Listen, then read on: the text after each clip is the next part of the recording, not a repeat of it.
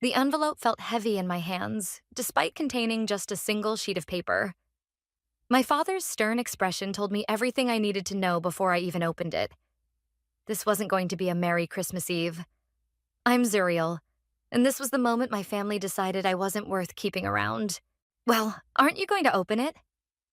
My sister Michaela's sugary sweet voice cut through the tension in our family's living room. She sat perched on the arm of Mom's favorite leather chair, already wearing the diamond bracelet they'd given her moments earlier. The crackling fireplace and twinkling Christmas tree felt like a mockery now. I carefully broke the seal, aware of 4 pairs of eyes boring into me. The lawyer, Ernest, shifted uncomfortably in his seat. Not exactly your typical holiday guest. I don't understand, I said, my voice surprisingly steady as I read the document. You're cutting me out of the will completely? Mom, Vanessa to her society friends didn't even look up from her wine glass. It's for the best, dear. You've made your choices and we've made ours. My choices? I laughed, but it came out hollow. You mean starting my own business instead of joining the family company? A bakery. Dad's voice dripped with disdain. We spent a fortune on your education, and you want to spend your life making cupcakes. They're not just cupcakes, Dad. It's my dream. Dreams don't pay bills. He cut me off. Michaela understands responsibility. She's already showing real promise at the firm. My sister's smirk grew wider. Don't be dramatic, Zuri. You knew this was coming. I mean, what did you expect? I folded the paper carefully, my hands trembling slightly. The Christmas tree lights reflected off the glossy paper, creating dancing patterns that reminded me of the sparklers we used to wave around as kids, back when family meant something different. Actually, I stood up, smoothing my dress. I expected better from my parents. Silly me. Now, Zuriel, Ernest intervened. Perhaps we could discuss this after the holidays. There's nothing to discuss. Mom's voice was ice. The decision is final. I walked to the coat rack, pulling on my winter jacket. The wool felt scratchy against my neck, or maybe that was just the lump forming in my throat. Where are you going? Dad demanded. We haven't even had dinner yet. I've lost my appetite. I reached for my purse, pausing at the doorway. You know what's funny? You all think you're punishing me, but really... I smiled, thinking about the secret I'd been keeping. You might be punishing yourselves more than you realize. What's that supposed to mean? Michaela stood up, her perfectly manicured brows furrowing. Merry Christmas, I said, ignoring her question. And good luck. Something tells me you're going to need it. The heavy oak door closed behind me with a satisfying thud. Outside, snow was falling softly, muffling the sound of Christmas carols drifting from neighboring houses. I pulled out my phone and dialed a familiar number. Natasha? Yeah, it's done. They did exactly what we expected. I walked to my car, boots crunching in the fresh snow. No, I'm okay. Actually, I'm better than okay. Remember that thing we talked about? I think it's time. As I drove away from my childhood home, I couldn't help but smile. They thought they were writing me out of their story, but they had no idea. I was about to become the author of their downfall. My phone buzzed with a text from Michaela. Hope you're happy with yourself. You've ruined Christmas. I typed back quickly. On the contrary, sis, this is the best Christmas gift I could have gotten. Freedom. Turning onto the main road, I headed toward downtown, where my real future waited. The family might have their precious will, but I had something better. A plan. And thanks to their own oversight, I had the means to execute it perfectly. The vacation house they'd carelessly left in my name years ago would fund my dreams, and their nightmare. They just didn't know it yet. Some legacies aren't inherited, I whispered to myself, watching the family mansion shrink in my rearview mirror. They're built from scratch, just like the perfect cake. The snow kept falling, covering my tire tracks, erasing any trace of my presence from their perfectly manicured driveway. By this time next year, everything would be different, and I couldn't wait to serve them their just desserts. 3 months earlier, I stood in front of the lakeside vacation house, key in hand, while Natasha whistled low beside me. And they seriously forgot this was in your name? She ran her hand along the pristine siding. A whole-ass vacation house? Dad put it in my name 5 years ago for tax purposes. I unlocked the door, breathing in the musty air. They haven't used it in 3 years, probably don't even remember it exists. The interior was exactly as I remembered. All pine furniture and nautical decorations, frozen in time like a perfectly preserved museum of family memories I no longer wanted. How much do you think it's worth? Natasha asked, peeking through the lakefront windows.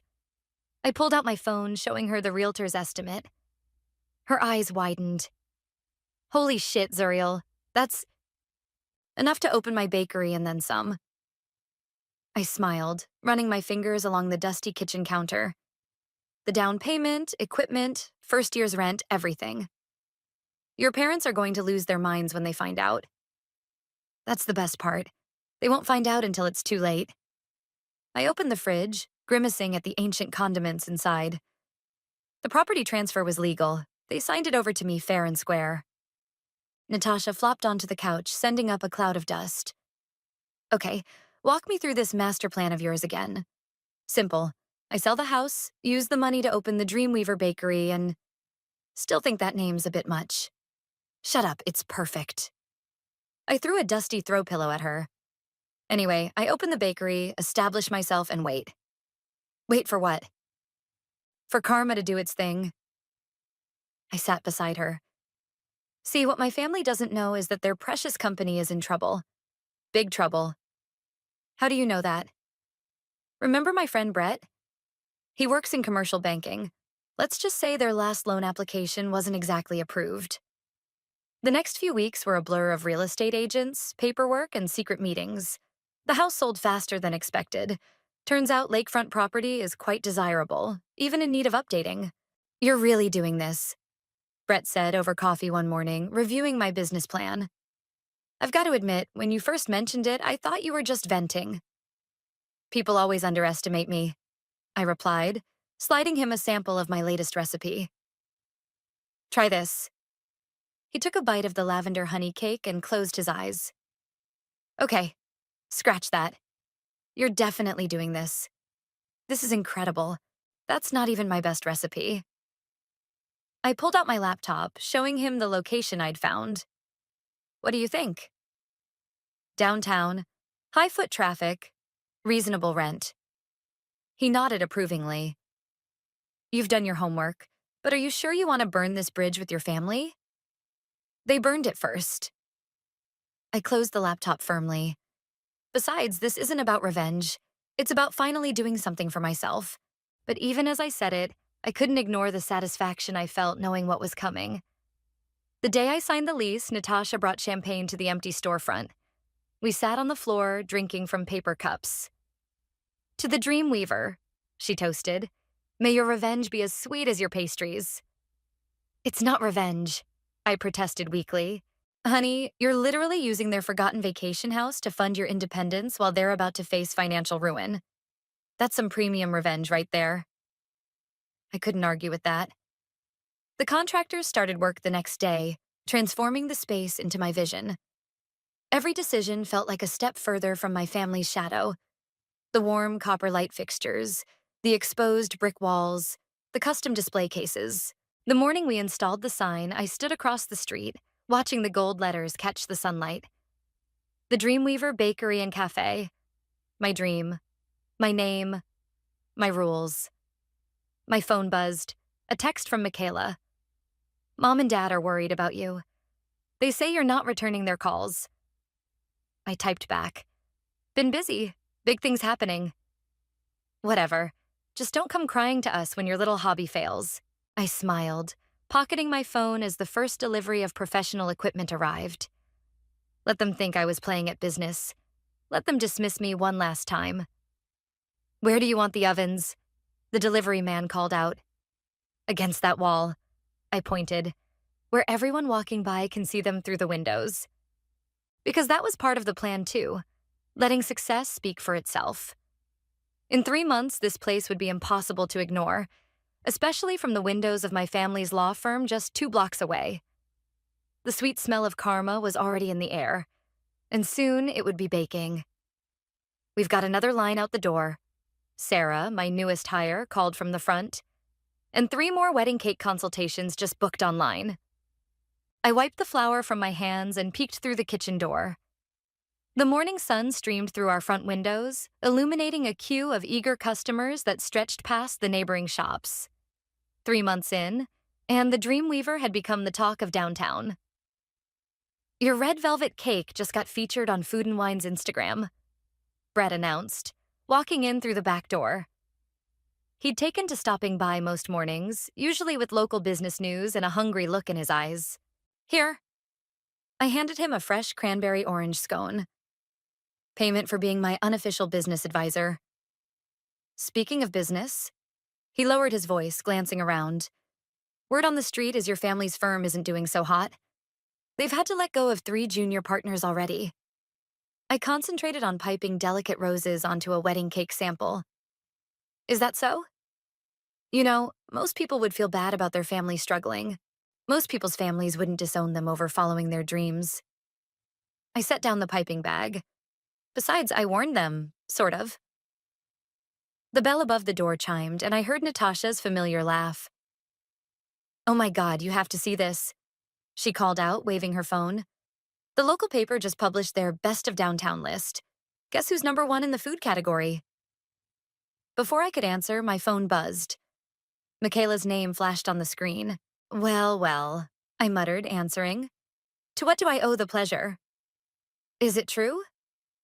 She didn't bother with hello. You're the one who bought that building on 3rd Street? I smiled, remembering the offer I'd made last week. The success of the Dreamweaver had left me with enough capital to start investing in real estate. Actually, I'm in the process of buying 3 buildings on 3rd Street. Why? She paused. That's where Dad was planning to expand the firm.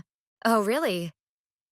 I sprinkled edible gold dust on a batch of macarons. Guess he'll have to find somewhere else. Property values are crazy downtown these days. You're doing this on purpose, aren't you? Doing what? Running a successful business? Making smart investments? Isn't that what you all wanted me to do? The line went quiet for a moment. Mom wants to know if you'll come to dinner next week. Sorry, can't. I'm catering the mayor's daughter's wedding. But hey, feel free to stop by the bakery sometime. We make an amazing humble pie. After hanging up, I turned to find Brett and Natasha staring at me. That was cold, Brett said, but he was grinning. That was perfect, Natasha corrected. But you never told me about the buildings on 3rd Street. Because I just finalized the paperwork this morning. I pulled out a folder from under the counter.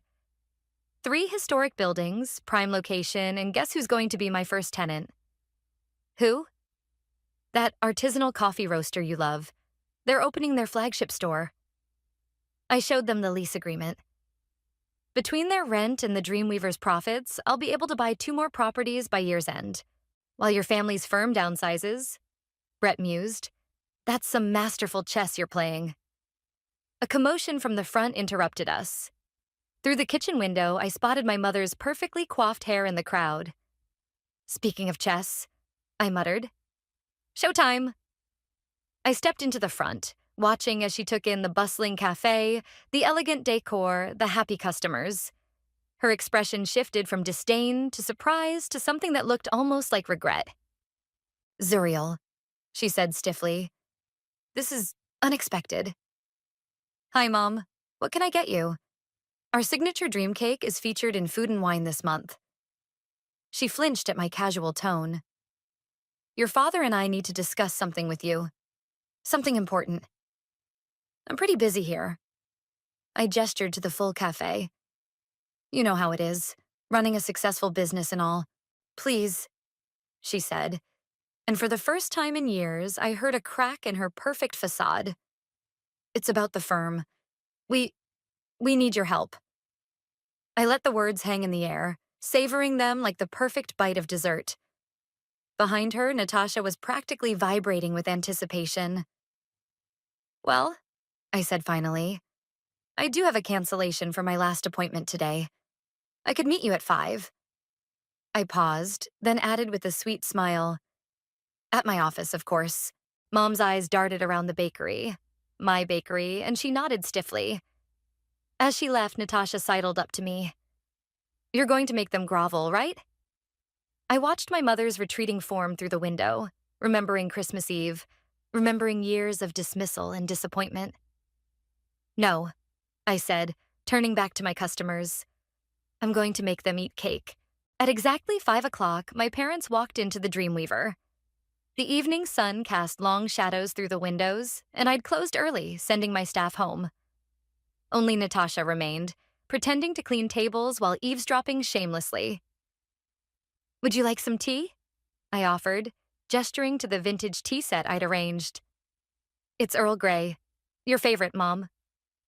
This isn't a social call, Dad snapped, but Mom put a hand on his arm. Tea would be lovely, she said, settling into one of the copper-backed chairs. Her eyes kept darting around the bakery, taking in the fresh flowers, the gleaming display cases, the wall of press clippings. I poured 3 cups, adding a plate of lavender shortbread. So, what brings you to my little hobby? Dad's jaw tightened. We need to discuss a business proposition. Business? I raised an eyebrow. I thought making cupcakes wasn't a real business. Things have changed, Mom said carefully. The firm is facing some temporary difficulties. Temporary? I took a sip of tea. That's not what I heard. I heard you've laid off staff, lost major clients, and your credit rating is in the toilet. How did you... Dad started, then his eyes narrowed. Brett, that little snake. Brett's a friend. Unlike family, friends actually look out for each other. Mom set down her cup with a clatter. We're here because we need a partner, someone with liquid assets and business acumen. I couldn't help but laugh. Business acumen? 3 months ago, you said I was throwing my life away. We were wrong, Mom said quietly, and for a moment I almost believed her. What you've built here? It's impressive. Very impressive, Dad added, though it clearly pained him. The mayor's daughter's wedding, the press coverage, the property investments. Ah, I interrupted.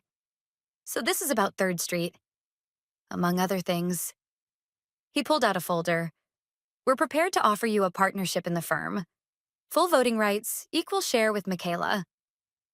I took the folder but didn't open it.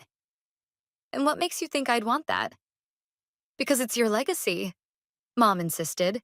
Your birthright. My legacy? I stood up, walking to the wall of press clippings. This is my legacy. Those buildings on 3rd Street?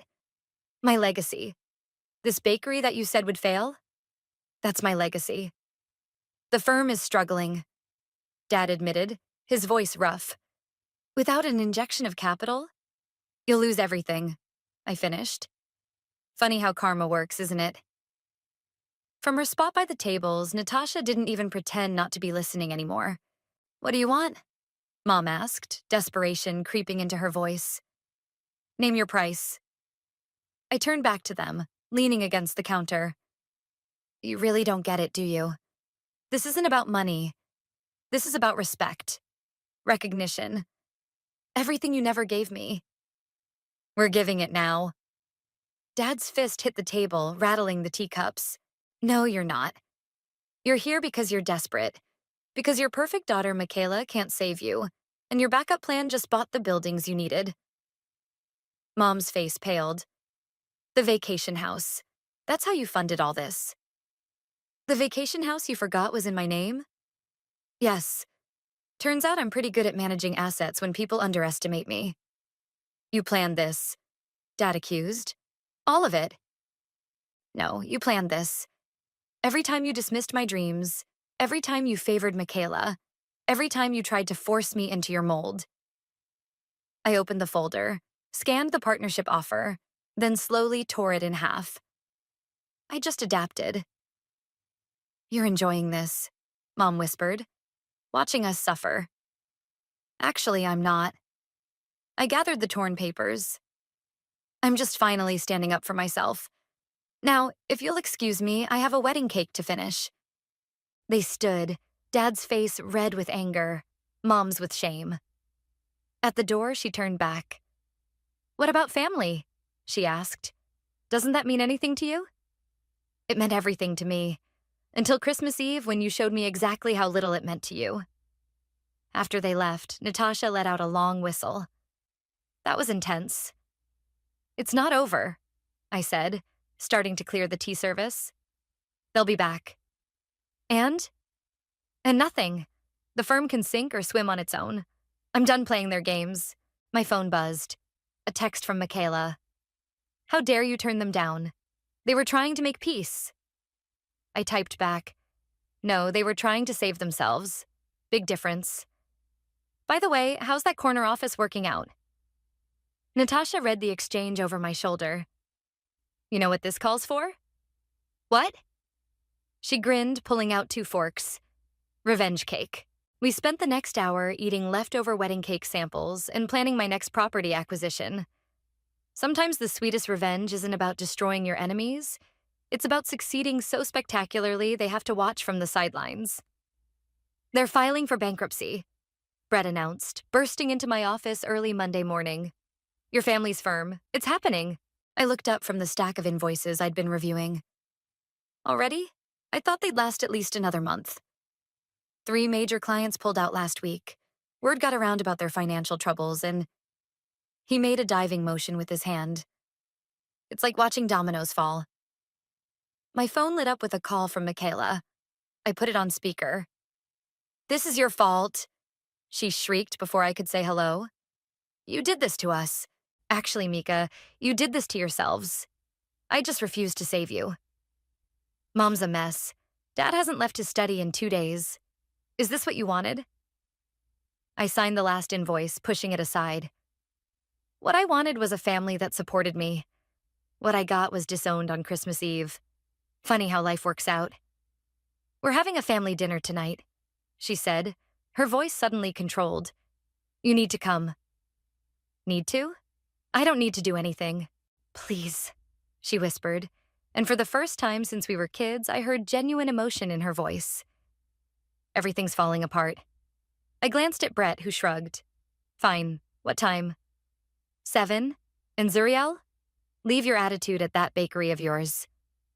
I hung up, turning to Brett. Want to be my backup? He shook his head. This is family business, but text me if you need an escape plan. At 7 sharp, I pulled up to my childhood home. The mansion looked different somehow.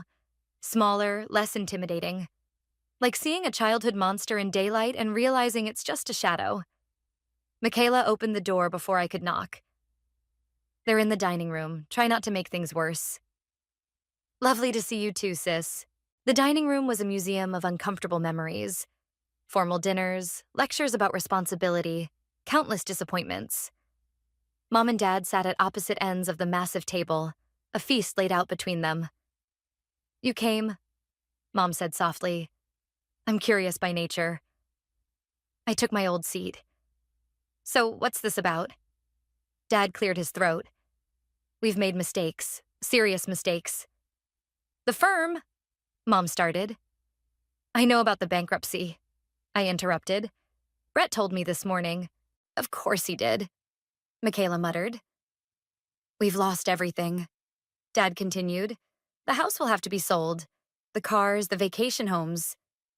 Home, I corrected. Singular, I already sold the lake house, remember? Mom flinched. We deserve that. But Zuriel, we're still family. Are we? Because the last time we had dinner together, you handed me disinheritance papers as a Christmas gift. We were wrong, Dad said, and the admission hung heavy in the air. About everything. The firm, your bakery, you. The Dreamweaver is worth more than the firm now, Michaela added bitterly.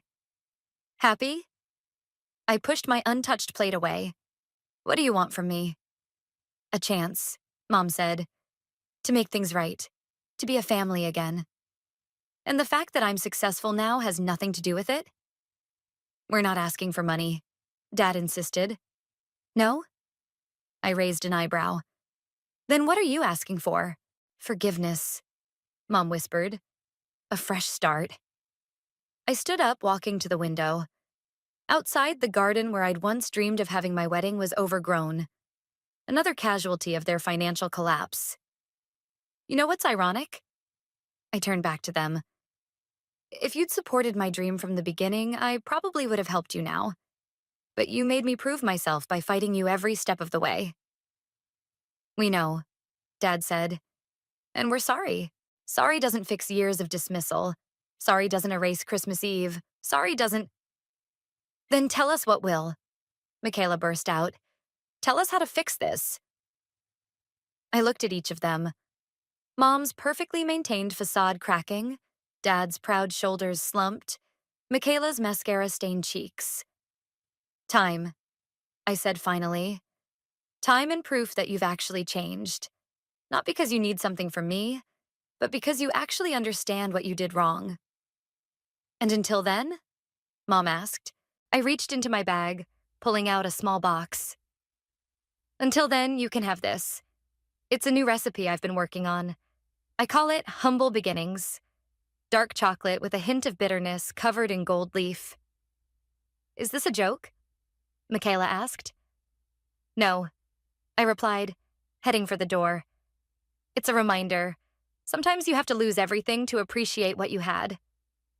Zuriel, Dad called after me. Will we see you again? I paused in the doorway.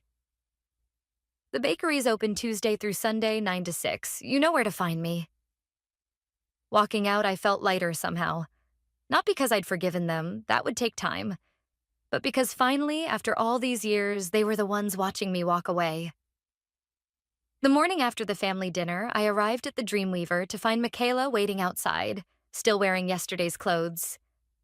Have you been here all night? I asked, unlocking the door. No, just since 5. She followed me in, dark circles under her eyes. I've been thinking about what you said, about proof. I started my morning routine, firing up the ovens and checking the prep list. And? I want a job. The measuring cup I was holding clattered to the counter. Excuse me? I want to work here. For you. She straightened her shoulders. I need to understand.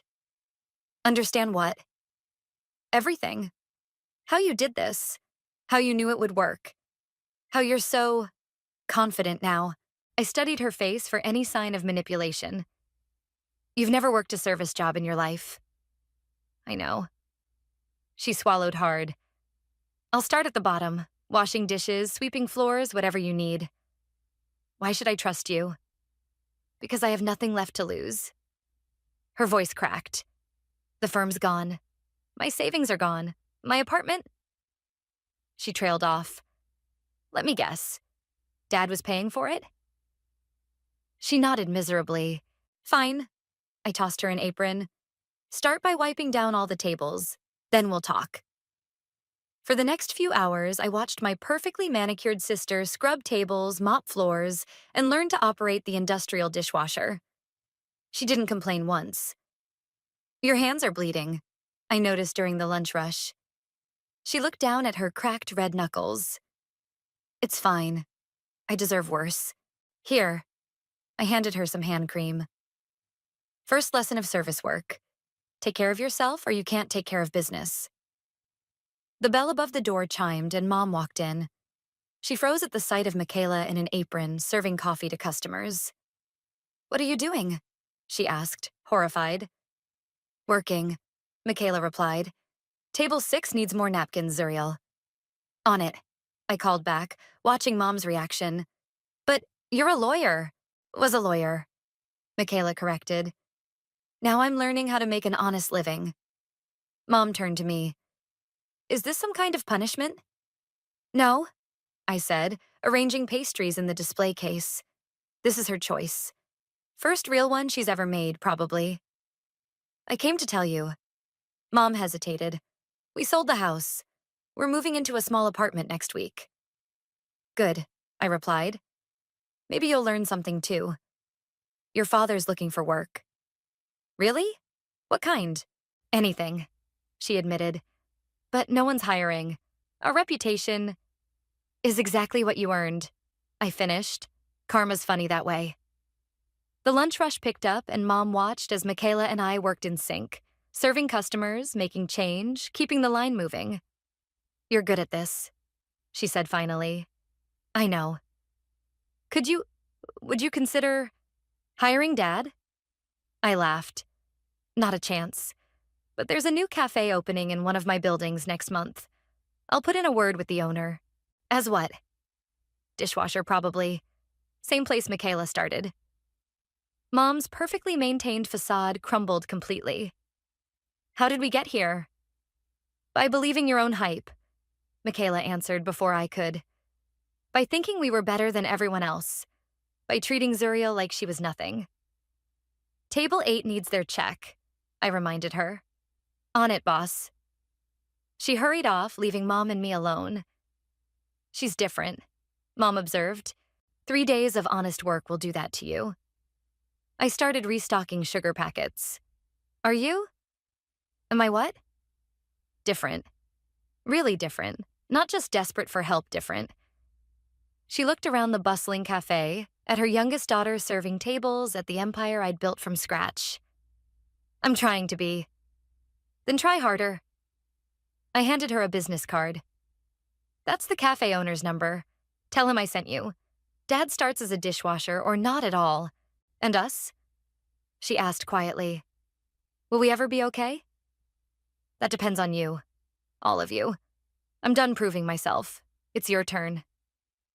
After she left, Natasha came in for her usual afternoon coffee. Was that your mom I just passed? Yep. And that's my sister refilling salt shakers. Natasha's jaw dropped. Okay, what alternate universe did I just walk into? The one where karma finally showed up to work. I handed her a fresh cinnamon roll. Want to help me interview potential tenants for the 3rd Street properties tomorrow? Wouldn't miss it. She glanced at Michaela. Think they'll actually change? Maybe, but that's not my problem anymore. I watched my sister carefully wipe down a table, paying attention to the corners like I'd shown her. My problem is teaching her how to make a proper latte by tomorrow's morning rush. Sometimes revenge isn't about destroying your enemies. Sometimes it's about making them see exactly what they missed out on, one coffee order at a time. 6 months after my sister started washing dishes at the Dreamweaver, I stood in front of my newest acquisition, a 3-story Victorian building on Main Street. The morning sun glinted off the fresh paint and restored windows, highlighting the gold lettering, Dreamweaver Enterprises. Not bad for a girl who just makes cupcakes, Brett said, standing beside me. Speaking of which, Michaela emerged from my car, carrying a box of pastries. She'd traded her designer suits for jeans and practical shoes, and her hands were permanently stained with coffee and flour. The contractors want their usual breakfast order. How's Dad doing at that cafe job? Brett asked her. Still washing dishes, still complaining, but he shows up every day. She shrugged. Mom's actually doing better. She got promoted to shift supervisor at the department store.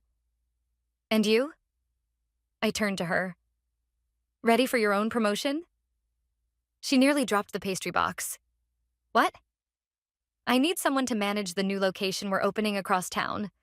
Someone who understands both the business and service sides. But I've only been here 6 months. 6 months of showing up early, staying late, learning every aspect of the business, and never once complaining about the work. I pulled out a contract. What do you say? Tears welled in her eyes. Why? After everything. Because you earned it. The hard way. The right way. The contractor called out from the building entrance, interrupting our moment. Ms. Zuriel, we need you to approve the final layout for the executive offices. Coming, I called back. Think about it, Mika. Let me know by the end of the week. Inside the building was a maze of activity. Workers installing fixtures, designers arranging furniture, IT people running cables. My empire was growing. Your father's here, my assistant announced, appearing at my elbow. He's in the lobby. I found him standing awkwardly by the reception desk, wearing clothes I'd never seen before. Simple, practical work clothes, his hands rough from months of manual labor. Nice building, he said gruffly. Thanks. What brings you here? He cleared his throat. I got offered a management position at the cafe. Congratulations. I turned it down. I raised an eyebrow. Why? Because I haven't earned it yet. He met my eyes. You taught me that. The hard way. Did I? 6 months ago, I thought I was above washing dishes. Now I know every job matters. Every person matters. He pulled out an envelope. I wanted you to have this. Inside was a check. Small, but clearly his entire savings. What's this for? The vacation house. I know it was legally yours, but I want to make it right. I studied the check, then slowly tore it in half. Keep it. You'll need it more than me. Zuriel, please, let me fix something. You want to fix something? Keep working, keep learning, keep remembering what it feels like to start from nothing. I handed him the torn check. That's worth more than money. His eyes were wet when he looked up. I'm proud of you. I should have said that years ago. I know, but I needed to hear it when I was struggling, not after I succeeded. Michaela burst in, excitement on her face. The health department approved the new location. We can start hiring. Oh, hi, Dad. Your sister offered me a job, she told him. Managing the new store. He smiled, genuinely smiled. Take it. Learn from her. She's better at business than I ever was. Speaking of business, Brett appeared with a stack of papers. The mayor wants to meet about that downtown revitalization project, and the Small Business Association wants you to give a keynote speech. Tell them yes to both. I turned back to my father. I have to go. Actual business meetings to attend. Of course. He headed for the door, then paused. Your mother. She'd love to see this place. Tell her to come by sometime, during business hours like any other customer. After he left, Michaela handed me a coffee, made perfectly, just the way I liked it. You're really not going to make this easy for them, are you? They didn't make it easy for me. I took a sip. But at least now they understand why. Brett checked his watch. Ready for that meeting? Time to show the mayor what a real business empire looks like. I looked around at my growing kingdom. The busy contractors, the gleaming fixtures, the proud logo on the wall. Everything I'd built from scratch, despite every obstacle they'd thrown in my way. You know what? I smiled. I've been ready for this my whole life. They just didn't know it until now. Sometimes the best revenge isn't just success. It's success so complete that your doubters have to acknowledge it every single day. One dish, one coffee, one hard lesson at a time. The local business awards ceremony buzzed with excitement as I adjusted my name tag. Zuriel Fernandez, CEO, Dreamweaver Enterprises. Beside me, Michaela fidgeted with her own. Regional Director. Stop fussing, I whispered. You've earned your place here. Did you know Mom and Dad would be here? She asked, nodding toward the back of the room where our parents sat, dressed in their new, more modest attire. They bought tickets like everyone else. I smoothed my dress. That's progress. Brett appeared, grinning. They're about to announce Business of the Year. Ready for your speech? Speech? Michaela looked confused. You think it's a coincidence we're sitting at the front table? I winked. The mayor stepped up to the podium, tapping the microphone.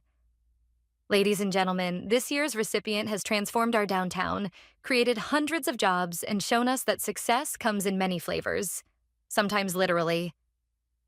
Scattered laughter rippled through the crowd. Dreamweaver Enterprises started as a single bakery, defying expectations and conventional wisdom.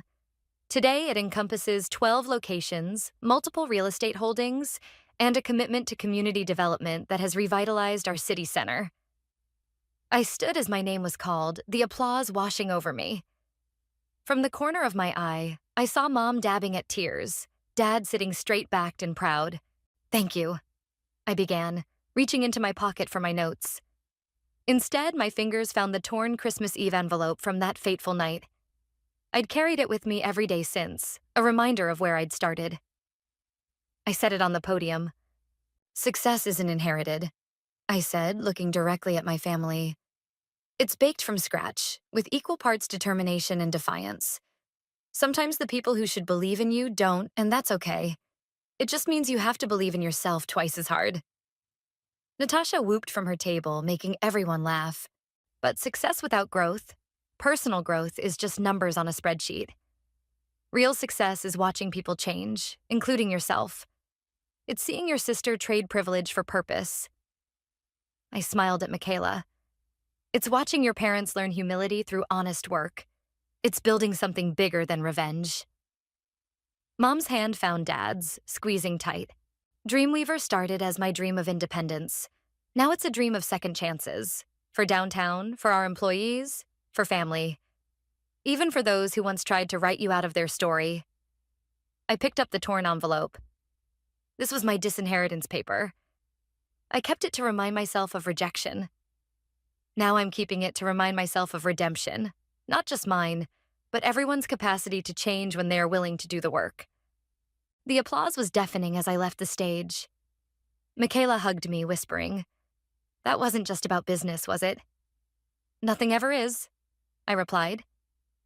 After the ceremony, Mom and Dad approached our table. Dad spoke first, his voice rough. "Your speech? We don't deserve—" "It's not about deserving," I interrupted. "It's about growing. You both did the work. You're still doing it."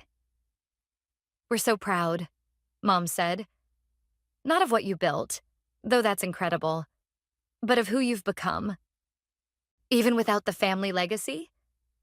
I couldn't resist asking. "You built your own legacy," Dad replied. "A better one." "Speaking of building," Michaela chimed in, "should we tell them about the community center project?" I nodded. We're converting one of the downtown buildings into a small business incubator and training center, teaching people how to build their dreams from scratch. "Like washing dishes?" Dad asked, a small smile playing at his lips. "Exactly like that." I turned to Mom.